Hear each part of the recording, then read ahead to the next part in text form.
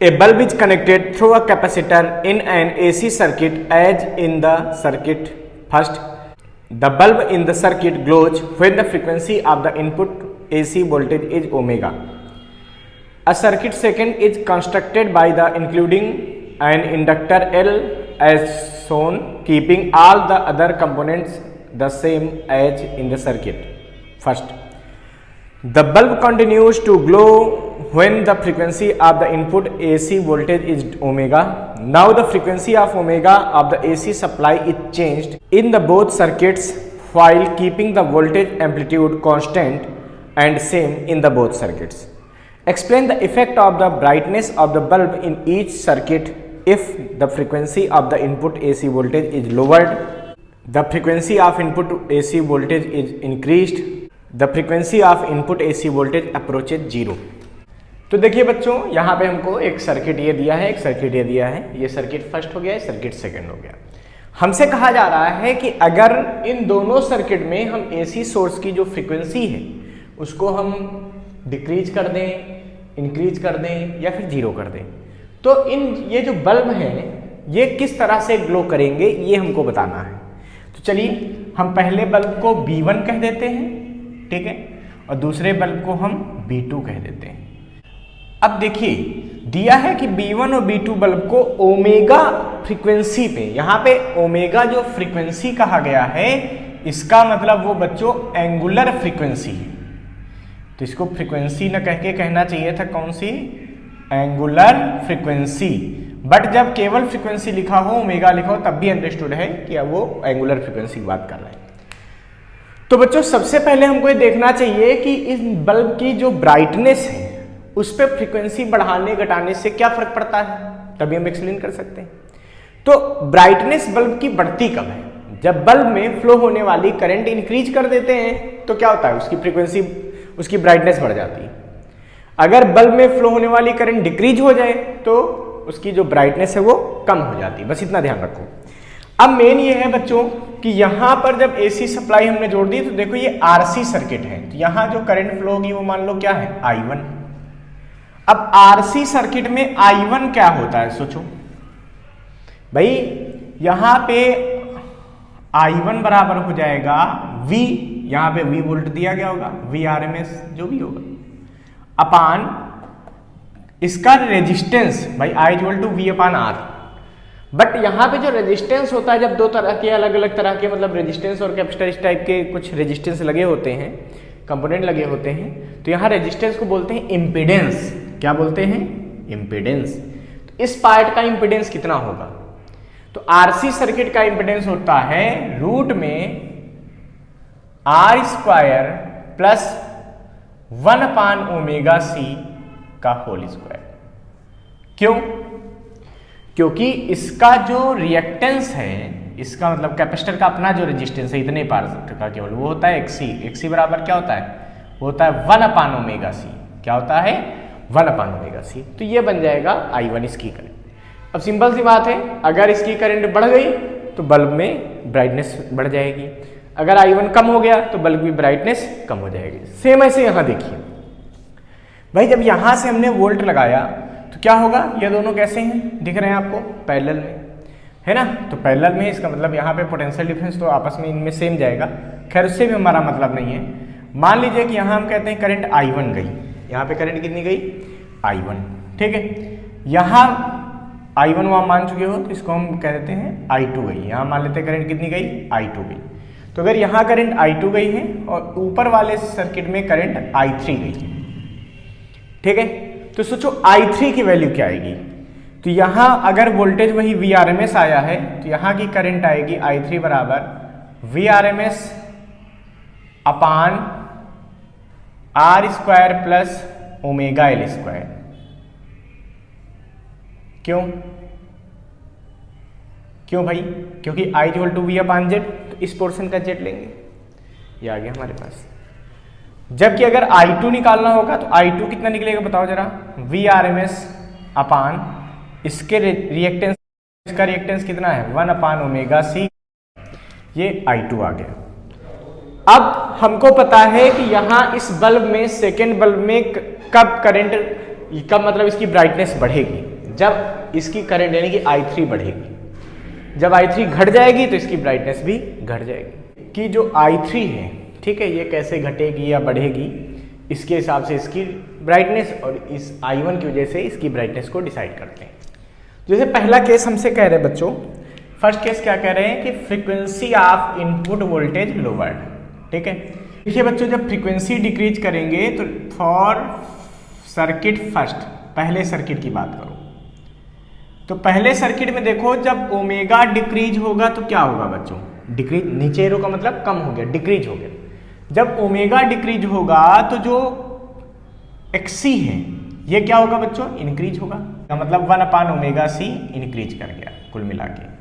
क्यों, क्योंकि नीचे वाली वैल्यू घटेगी तो वैल्यू बढ़ेगी। और जब 1/ωc बढ़ गया तो बच्चों देखो करंट I1 पे क्या फर्क पड़ा होगा भाई, हैं। सो I1 बराबर क्या आएगा, VRMS अपान R² प्लस 1/ωc²। अब देखो बच्चों, जब यहां पे 1/ωc बढ़ गया, देखो ये नीचे ये वाली वैल्यू क्या हो गई, इंक्रीज कर गई। यहां से पता चल रहा ना, क्योंकि ओमेगा घट गया तो ये वाली पूरी वैल्यू क्या हो गई, इंक्रीज कर गई। जब ये वैल्यू इंक्रीज करेगी तो R के साथ जुड़ के ये वैल्यू थोड़ा बढ़ी आएगी पहले से। तो जब ये वैल्यू इंक्रीज कर रही है इसका मतलब नीचे की वैल्यू बढ़ गई, V तो उतना ही रहा, ये वैल्यू नीचे वाली बढ़ गई। और जब ये वैल्यू बढ़ गई इसका मतलब जो करंट है वो डिक्रीज हो गई। सो I1 डिक्रीज, यहां से क्या पता चला, I1 की डिक्रीज। क्यों, क्योंकि देखो ओमेगा घटा, ओमेगा के घटने से XC बढ़ा, क्योंकि XC बराबर क्या है, 1/ωc। इसका मतलब 1/ωc बढ़ गया है। अब 1/ωc बढ़ गया तो नीचे वाली वैल्यू बड़ी हो गई। तो जब सोचो V तो सेम है और नीचे जो डिनोमिनेटर था वो बढ़ गया, तो इसका मतलब टोटल आंसर क्या होगा, घटेगा। तो यहाँ पे जो करंट है वो क्या हो जाएगी, कम हो जाएगी। और करंट के कम होने का मतलब bulb B1 glows with low brightness. तो B1 glows with low brightness या डिमर कह सकते हैं। B1 जो है वो थोड़ा कम ब्राइटनेस से जलेगा, थोड़ा धीरे धीरे जलेगा। ये पहला आया पहले सर्किट से। अब दूसरे सर्किट में देखो बच्चों, इसी केस के लिए, उसमें जब ओमेगा को डिक्रीज करोगे तो क्या होगा बच्चों, जरा बताओ हमको। ओमेगा जब डिक्रीज होगा समझो तो क्या होगा, ये वैल्यू इसका जो रेजिस्टेंस है XC वो क्या आता है, 1/ωc। तो जब नीचे वाली वैल्यू घटेगी तो टोटल आंसर इसका बढ़ेगा। इसका मतलब 1/ωc जो है ये क्या बन जाएगा, इंक्रीज कर जाएगा। जब 1/ωc इंक्रीज कर जाएगा तो जब यहाँ वैल्यू बढ़ेगी है तो इसकी जो करंट I2 है वो क्या हो जाएगी बच्चों बताओ, I2 की वैल्यू यहाँ पे डिक्रीज हो जाएगी। देखो I2 की वैल्यू क्या होगी, यहाँ पे डिक्रीज होगी। क्यों, क्योंकि ये वैल्यू बढ़ गई। अब I2 आएगा कितना बताओ हमको, I2 आएगा V/1/ωc, ठीक है। तो सिंपल सी बात है। तो ये वैल्यू क्या होगी बच्चों जरा बताओ, ये वैल्यू हमारे पास बढ़ गई है तो I2 वैल्यू क्या होगी, डिक्रीज होगी, यानी कि I2 डिक्रीज हो गई। जबकि इसमें यही बात देख लो, इसमें यही बात देखो बच्चों, ओमेगा के डिक्रीज होने से, ठीक है, ऊपर वाले सर्किट की बात करते हैं, I3 की बात करते हैं, क्या होगा, एक्सेल जो आएगा यहाँ पर रिएक्टेंस इंडक्टर का ये होता है ओमेगा L। तो ये क्या होगा, जब ओमेगा बढ़ेगा तो एक्सेल भी बढ़ेगा। ओमेगा के डिक्रीज होने से जो एक्सेल है उसकी वैल्यू क्या होगी, डिक्रीज होगी, क्योंकि देखो डायरेक्टली प्रोपोर्शनल हो रहा ओमेगा L है। एक्सेल घटेगा, डिक्रीज होगा, इसका मतलब ओमेगा L भी डिक्रीज होगा, भाई वही तो है, ठीक है। जब ओमेगा L घटेगा तो सोचो यहाँ पे जो I3 थी है, सो करंट I3 बराबर क्या थी, VRMS अपान R² प्लस ओमेगा L का होल स्क्वायर, वो भी कैसा, रूट में। जब बच्चों ओमेगा L घट गया, देखो ये वैल्यू डिक्रीज हो गई तो नीचे की वैल्यू डिक्रीज हो गई। जब डिनोमिनेटर कम हो जाता है, ठीक है, तो जो डिवाइड करने के बाद आंसर आता है वो बड़ा आता है, थोड़ा बड़ा हो जाता है। जैसे ऐसे सोचो ना, 8 में 4 से डिवाइड करो कितना आंसर आएगा, 2। अब डिनोमिनेटर को छोटा कर दो, ऊपर वाला तो 8 ही है और नीचे वाला छोटा हो गया, कितना हो गया, मान लो 2 कर दो तो आंसर कितना आएगा, 4। तो जब डिनोमिनेटर छोटा होता है तो आंसर हमेशा बड़ा आ जाता है। इसका मतलब जो आंसर है वो I3 क्या होगा, बड़ा आएगा। इसका मतलब ये होगा कि I3 यहाँ पे इंक्रीज कर जाएगा, और जब I3 इंक्रीज कर जाएगा इसका मतलब क्या होगा बच्चों, इसका मतलब ये होगा कि बल्ब B2 ग्लोज, भाई I3 बढ़ गया ना, इसमें करंट बढ़ेगी तो बल्ब तेजी से जलेगा, मतलब ब्राइटर।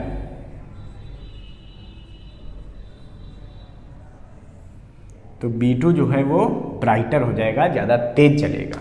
ठीक है, अब बच्चों हम सेकेंड केस की बात करते हैं, बी वाले पार्ट की। व्हेन फ्रीक्वेंसी इंक्रीज्ड, तो बच्चों इसमें भी वही बात है, फॉर सर्किट फर्स्ट पहले हम देखेंगे। जब ओमेगा बढ़ेगा तो फिर वही बात है, देखो जब ओमेगा बढ़ेगा तो 1/ओमेगा c की वैल्यू क्या होगी टोटल, बताओ हैं। जब ये बढ़ गया तो नीचे वाली वैल्यू क्या होगी, नीचे की वैल्यू बढ़ेगी तो आंसर कम आएगा ना, तो ये वैल्यू क्या होगी, डिक्रीज होगी। ठीक है, और जब ये वैल्यू डिक्रीज कर जाएगी 1/ओमेगा c, इसका मतलब जो करंट है सो करंट I1 बराबर VRMS अपान थी R² प्लस 1/ओमेगा c का होल स्क्वायर। और जब हम देख रहे हैं बच्चों यहाँ पे कि ये 1/ओमेगा c, ठीक है, ये वैल्यू क्या हो गई बच्चों बताओ, ये डिक्रीज कर गई। ठीक है, तो जब ये वैल्यू डिक्रीज कर जाएगी तो करंट की वैल्यू क्या होगी बच्चों, इंक्रीज कर जाएगी। करंट क्या होगी, इंक्रीज कर जाएगी। सो I1 इंक्रीज, और जब I1 इंक्रीज हो जाएगी, यहाँ बल्ब में करंट ज़्यादा जाएगी तो बल्ब क्या होगा, ज़्यादा तेज जलेगा। इसका मतलब bulb B1 glows brighter, B1 glows brighter.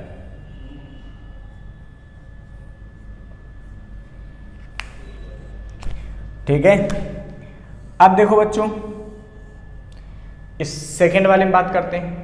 तो वैसे तो हम देख रहे हैं कि इसकी अपनी करंट का इससे बहुत ज़्यादा मतलब है नहीं यहाँ पे, फिर भी कर लेते हैं, दोनों में चेंज देख सकते हैं। ठीक है, तो for second circuit,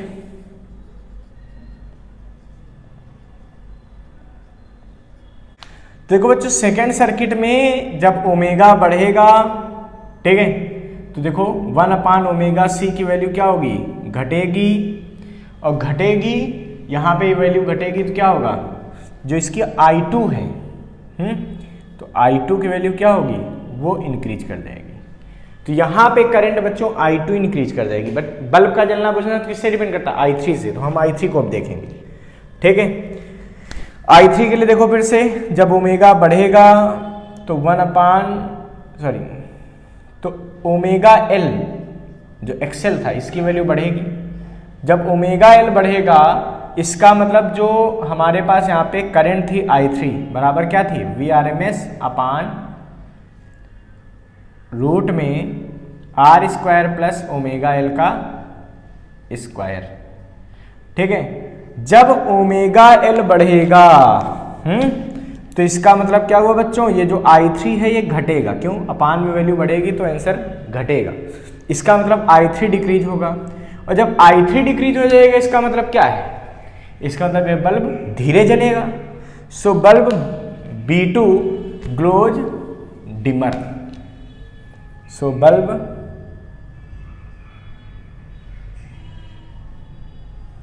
B2 glows dimmer, धीरे जलेगा।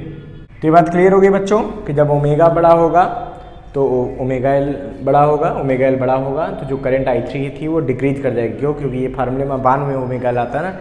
जब ओमेगा एल बड़ा है तो क्या हो गया बच्चों, ये ओमेगा एल बढ़ेगा तो ये पूरा वैल्यू बढ़ेगी, तो आंसर जो करंट का है वो कम हो जाएगा। तो इसका मतलब बल्ब को करंट कम मिलेगी तो वो डिम जलेगा। अब इसके बाद बच्चों लास्ट वाला जो केस आता है सी पार्ट की बात करते हैं। ए की बात कर ली हम लोगों ने, बी की बात कर ली, सी की। Frequency of AC voltage approaches to zero. इसका मतलब क्या हो गया, इसका मतलब डीसी हो गया। जब ओमेगा जीरो हो गया थर्ड केस में तो डीसी की बात हो गई।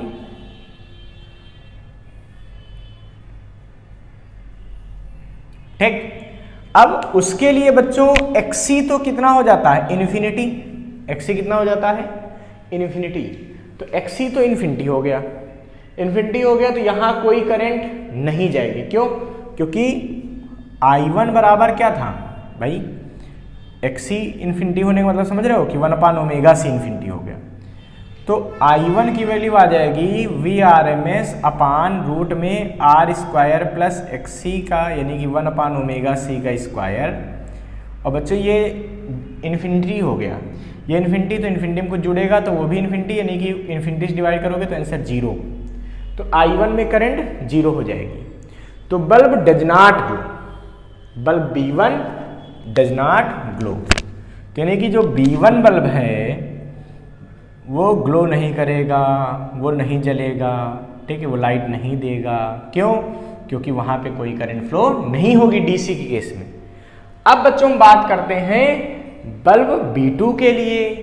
तो देखो बच्चों, अब कहीं जगह तो दिख नहीं रही, इधर कर दें, रिमेनिंग पार्ट इसमें कर देते, इतने में आ जाएगा। देखो बच्चों, इफ ओमेगा बराबर 0 देन I2 विल बी 0। क्यों?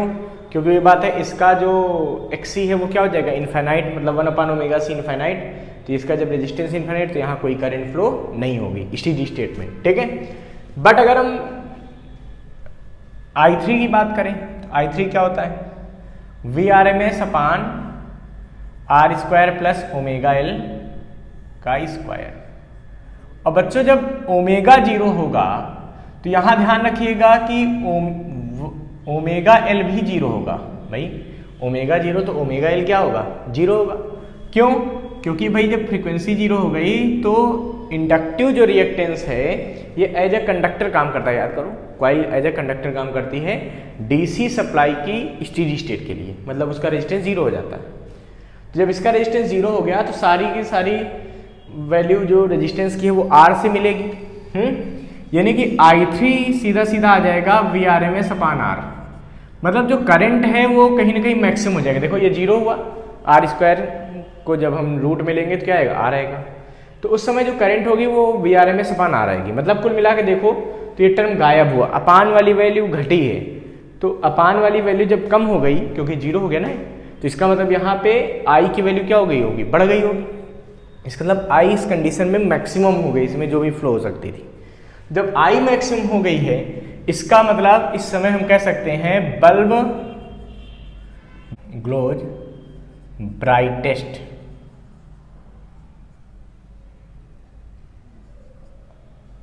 तो जो B2 बल्ब है वो कितना कैसे जलेगा, ब्राइटेस्ट, सबसे अच्छा जलेगा, सबसे ज़्यादा लाइट देगा, ठीक है। तो ध्यान रखना कि जब DC सोर्स को यूज करेंगे तो B1 नहीं जलेगा और B2 की जो ब्राइटनेस है वो मैक्सिमम हो जाएगी, ठीक है। तो इस तरीके से इसका सॉल्यूशन हो गया बच्चों। इसको फटाफट नोट कर लीजिए, और अगर अभी तक आपने हमारे चैनल को सब्सक्राइब नहीं किया है तो इसको तुरंत सब्सक्राइब कर लीजिए। Thank you.